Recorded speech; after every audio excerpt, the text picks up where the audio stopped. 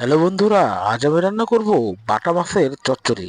খুব সহজেই এই বাটা মাছের চচ্চড়ি একবার রান্না করে খাও, মুখে লেগে থাকবে। প্রথমে আমি পেঁয়াজ কুচি, আদা রসুন বাটা আর হলুদ মরিচ লবণ দিয়ে সুন্দর করে একসাথে আগে মেখে নেব। ভালো করে মেখে নেব যাতে মশলাটাই সুন্দরভাবে মিক্স হয়ে যায়। এবার পরিমাণ মতো সয়াবিন তেল দিয়ে দিব।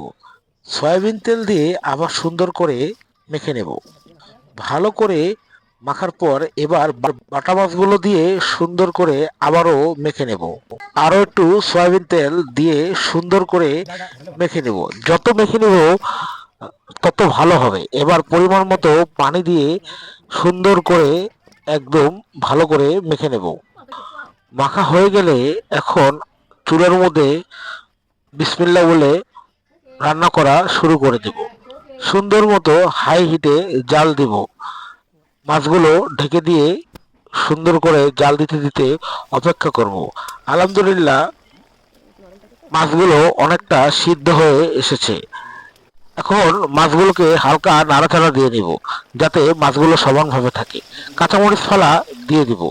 এবার ধনিয়া পাতা দিয়ে দিব। ধনিয়া পাতা দিলে এই ছোট মাছের মধ্যে অন্যরকম একটি ঘ্রাণ আসে, যা খেতে খুব ভালো লাগে। এবার কড়াইটাকে চূড়ার চতুর্দিক দিয়ে ঘুরিয়ে ফিরিয়ে একদম মাছগুলো ভাজা ভাজা করে নেব। মাছের যেন তেল ভাসে এরকম ভাবে ভাজা ভাজা করে নেব। মাছগুলোকে সুন্দর করে কড়াইয়ের চতুর্দিকে সাজিয়ে দেব। আলহামদুলিল্লাহ, রান্না হয়ে এসেছে। কড়াইটি নামিয়ে নিলাম।